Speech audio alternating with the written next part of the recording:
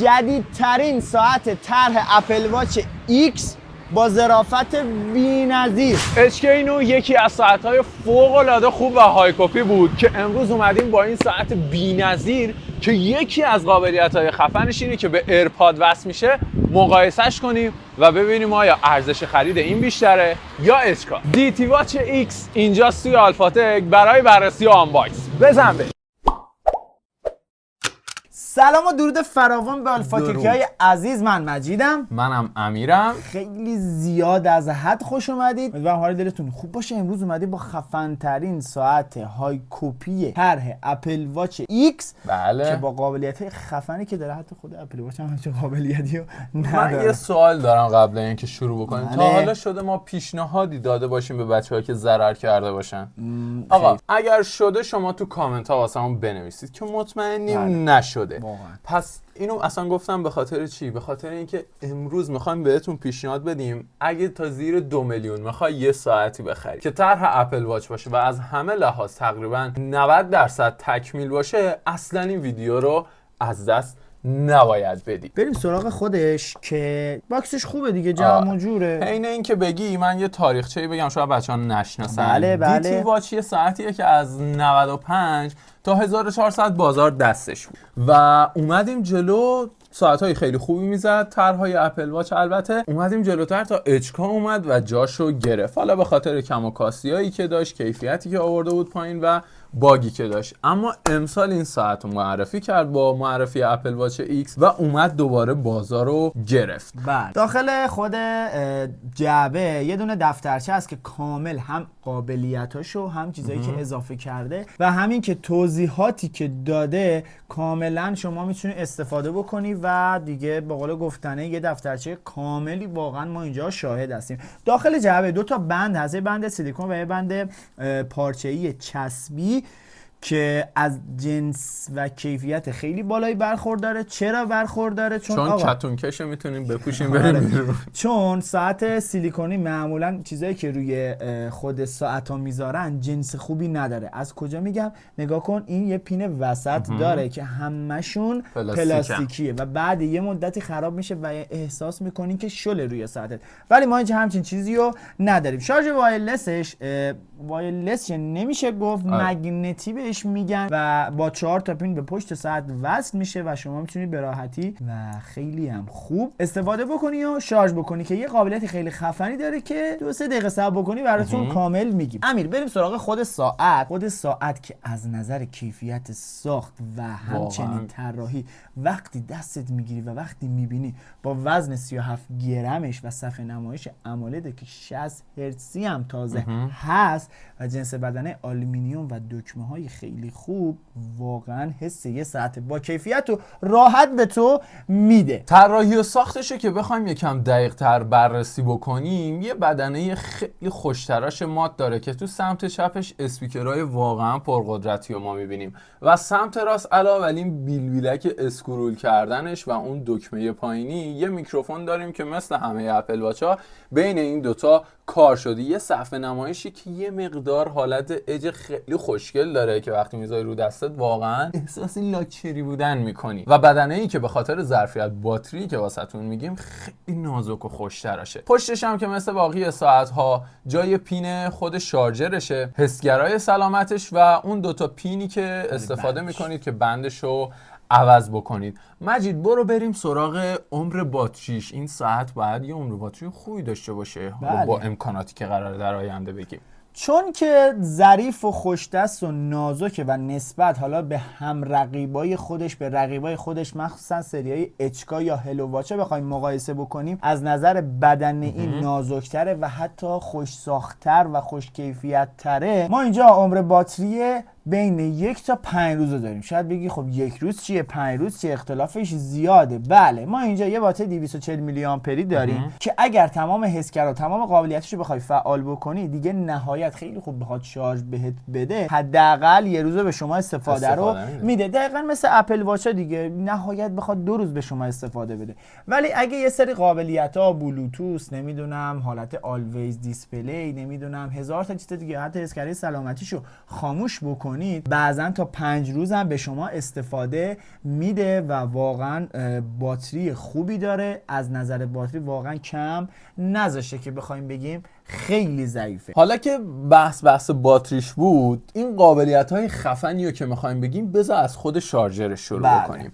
این شارژری که شما میبینید این 4 پینه و دیگه خبری از شارژ وایرلس نیست و مگنتی به حساب میاد. حالا چرا مگنتش کردن؟ که شما بتونی انتقال فایل انجام بدی. خیلی عجیبه. یعنی این ساعت با این قیمت همچین قابلیتی واقعا بی‌نظیره. شما میتونی عکس بریزی روش، آهنگ بریزی روش و فیلم بریزی، هر کاری که میخوای بکنی بکن و حتی فایل هم میتونی از روش برداری. چه فایلایی؟ فایلایی که با خودش ذخیره کردی که میشه شامل چیا؟ شامل وایس ریکوردایی که انجام دادی و حالا یه سری فایلای دیگه که یکم صبر بکنید اینو کامل بهتون یاد میدیم و آموزششو واسهتون میگیم. راستی اینم تو پرانتز بگم آخر سر یه مقایسه کوچولویی با اچکا هم داریم که ببینید چرا این ساعت بهتره. تمام این فایلایی که واسهتون توضیح دادم، وایس ریکورد و اونایی که خودتون میریزید، همه اینا گفتن 4 گیگ ولی خب استاندارد و مفیدش 3 و 6. شما فلش هم بخوای 16 گیگ بخری 14 و 6. و اینکه دیگه چه قابلیتایی داره مجید که میتونه اچکا رو بزنه بندازی کنار؟ از قابلیت خیلی خیلی خفنش اینه که آقا ایرپاد بهش وصل میشه. واو.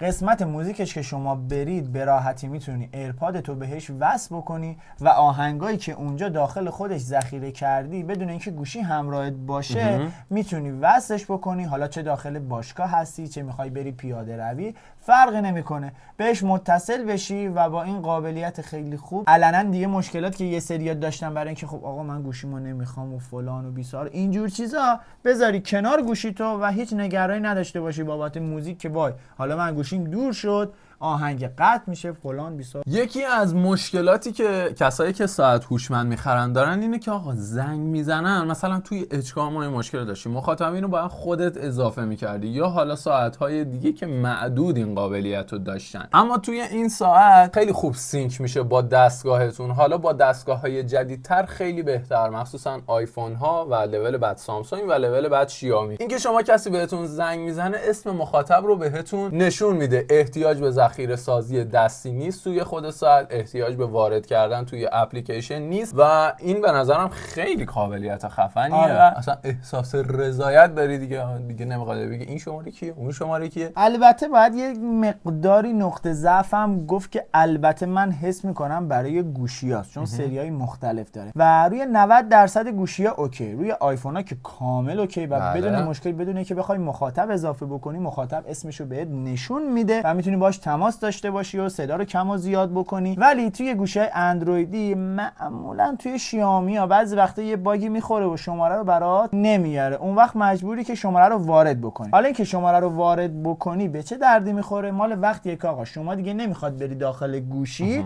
و به مخاطبت زنگ بزنی و بعداً بخوای که با ساعتت صحبت کنی. همینجا مستقیم وقتی وصل باشه با ساعتت صحبت میکنی و قطعش میکنی. از سری قابلیت‌های دیگه این ساعت بریم سراغ سلامتی. خب معمولا توی اینجور ساعت‌ها ما زیاد مانور نمیتونیم بدیم روی حسگرای دقیق سلامتی، چون شما خودتون مقایسه بکنید آقا اپل واچ‌ها یا سامسونگ ها حداقل قیمتشون رو 6-7 تومن شروع میشه. یا اگر میخواید واقعا فقط برای سلامتی ازش استفاده کنیم ما پیشنهادمون چی بوده؟ سریای میبند شیائومی بوده و اونجوری نمیتونی حساب کتاب دقیق داشته باشی، ولی خب قابلیت‌های سلامتی کامل ساپورت میکنه، حسگر اکسیژن خون هم حتی داره و شما میتونی انواع و اقسام ورزش هم باش انجام بدی و ازش استفاده بکنی. حالا میخوایم بریم سراغ خود قابلیت‌های جانبی که معمولا اکثر ساعت‌ها دارن، مثل حسگر کف دست و حسگر مچ که میتونی شما استفاده بکنی و یه قابلیت خیلی خفنی که بهش اضافه شده و روی اپل واچ‌های اصلی هم ما ببینیم قابلیت always on display. بله. من یه ذره چیز گفتم که کاستوم هم میشه و شما میتونید اینم حتی تغییر بدید.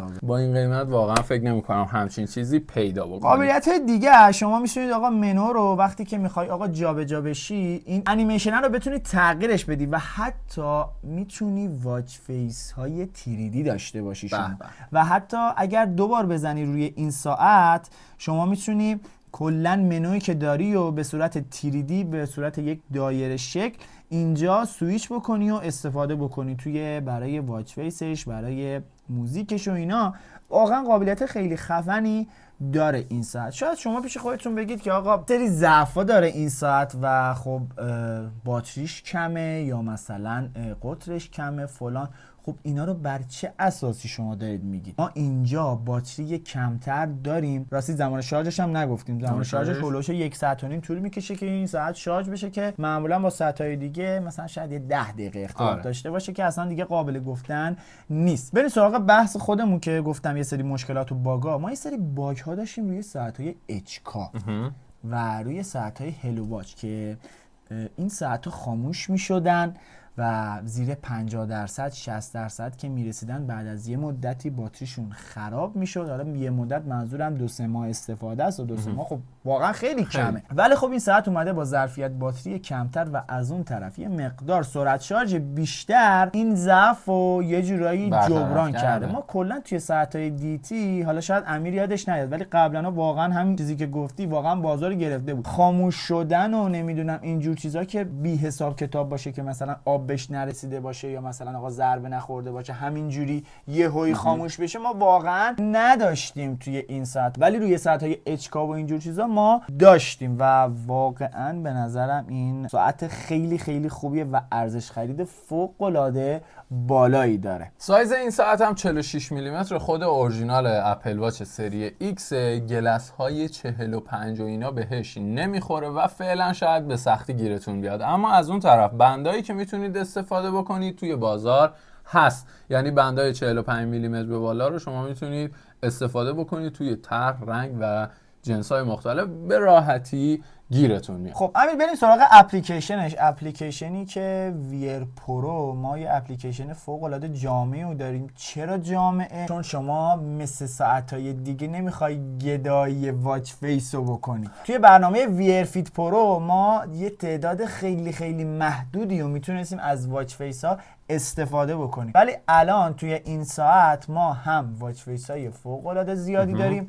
و هم توی خود ساعت میتونی شما انتخاب بکنی. فقط کافیه دستتو نگه داری و بری سراغ واچ فیس های دیگه که همین الان پیش‌فرض هولوش 20 تا واچ فیس روی خودش داره که خیلی خوبه و داخل خود برنامه هم دسته‌بندی‌های زیاد داره و عملاً یه جورایی دسترسی نامحدود به واچ فیس داری که واقعاً مشکل خیلیاتونه. من میدونم خیلی‌ها ازم پرسیدن آقا چه کار کنیم؟ آقا واچ فیس نداریم. و واقعا این ساعت از نظر برنامه، وصل شدن، کیفیت ساخت، همه چیز بی‌نظیره و ارزش خرید خیلی بالاتری نسبت به اون ساعت‌های دیگه و رقیبای خودش داره. بحث فایل رو کردیم، گفتیم آموزشش هم میدیم. زمانی که شما بخوای فایل انتقال بدی، حالا از طریق OTG بخوای مثلا وصلش بکنی به گوشیت، به فلشت، به هر چیزی که بخوای، شما کافیه که بیای بری داخل تنظیماتش. وقتی وارد تنظیمات بشی میای پایین یه گزینه میبینی به اسم USB مود. زمانی که وصلش کردی حالا یا قبلش،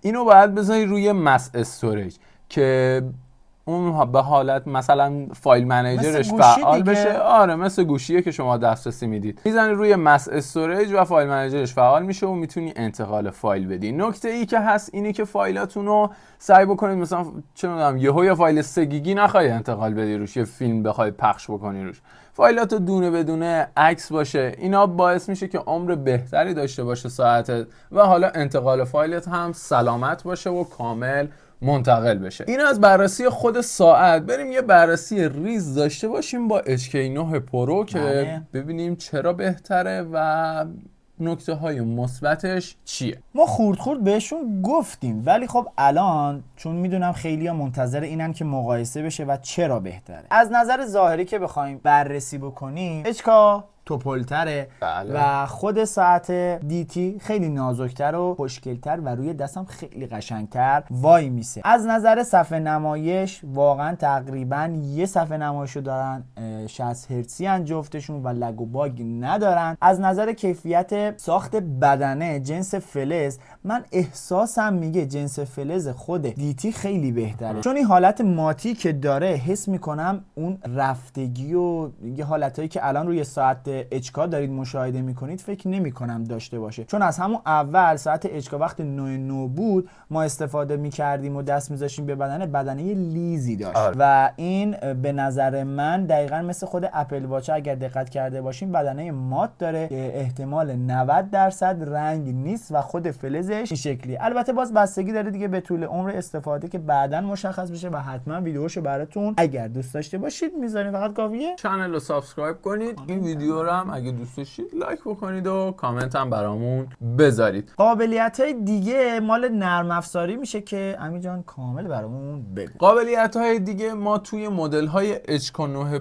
پرو پلاس یعنی ورژن هایی که بعد اومد حافظه قرار داد دیگه قابلیتاش خیلی شبیه هم شد، چون اونورم وایس ریکورد داشتیم دیگه، حالا باز اونم سر یه گوشی ها مخاطب رو نشون میداد. ورژن پرو پلاس چت جی پی تی رو اضافه کرد، اما خب باگ های نرم افزاری هم به مرور واسش پیش اومد که توی اچکا 9 پرو معمولی ما نداشتیم. مثلا حالا توی سری های اولتراش هم باز این موضوع بود، یهو مثلا LCD میرفت یهو خاموش میشد و مشکل فرسایش باتری رو خیلی زودتر داشت که اونم توی مدت زمان استفاده بود. اینم باید توی بازار قرار بگیره استفاده بکنم ببینیم به چه صورته. تفاوت بعدی توی اسپیکرها بود که واقعا اسپیکرهای خیلی قوی تری داره دیتی واچ، حتی طراحیش هم خب قاعدتا فرق میکنه چون مثل ساعت سری ایکس و حاشیه صفحه یه مقدار خوشگلتری داره که کمتر تو چشم میزنه. به سی پی یوش که برسیم من نمیدونم، من حس میکنم HK 9 پرو سی پی یو قوی تری داشت و خب طبیعیه به خاطر حجمشون هم هست دیگه. نه آنچنان تفاوتی توی ساعت میتونی احساس بکنی. آره ولی خب نمیتونیم ازش خورده بگیریم، چرا؟ چون طراحی خوشگل‌تر و ظریف‌تری داره، قاعدتاً برد کوچیک‌تری هم باید داشته باشه دیگه. اما در کل بخوایم بگیم کدوم ارزش خرید بیشتری داره، قطعاً دیتی واچ خیلی بهتره به خاطر دلایلی که واسهتون گفتیم و توضیح دادیم. خیلی خفنش دیگه، شما میتونید فایل انتقال بدید و اصلا نیازی نیست به خود برنامه. قیمتش هم بخوایم واسهتون بگیم، حالا گفتیم زیر 2 میلیون، ولی دقیق بخوایم بهتون بگیم این ساعت رو شما از 1,700,000 تومان تا 2 میلیون میتونید تو بازار پیدا بکنی دیگه. حالا بستگی داره بخوایم مثلا هزینه گارانتی بدی، گارانتی الکی منظورم، بخوای هزینه گارانتی بدی، هزینه گارانتی ندی و همه اینا شامل میشه که یه درصدی روی قیمته خورده بشه و فکر نکنم چیزی مونده باشه دیگه. تنها چیزی که نگفتیم اینه که 2 تا حالت منو هم داره، یه حالت منوی لیستی داره و یه حالت اپل واچی داره. بله همین. خیلی دوستتون داریم، خیلی عاشقتونیم، مرسی از تک تک حمایتتون. حتما چنل رو ساب داشته باشین چون اینجا ما بهترینا رو برای شمایی که ارزشمندین براتون معرفی میکنیم و حواسمون به پول توی جیبتون هست که کجا خرجش بکنید. الکی پولتون رو دور نریزید. حتما لایک بکنید، کامنت هم برامون بذارید. من که خودم به شخصه اول کار که ساعتای اولترا ساعتای کپی اومد اچکا واقعا منو به وجد آورد و الانم سریای جدیدتر سری دیتی و واقعا دیگه به وجد اومدم دیگه، چیزی ندارم. برگام ریخته بچه‌ها، خیلی دوستتون داریم، عاشقتونیم، دمتونم گرم. لایک، ساب و زنگوله یادتون نره. مرسی. خداحافظ.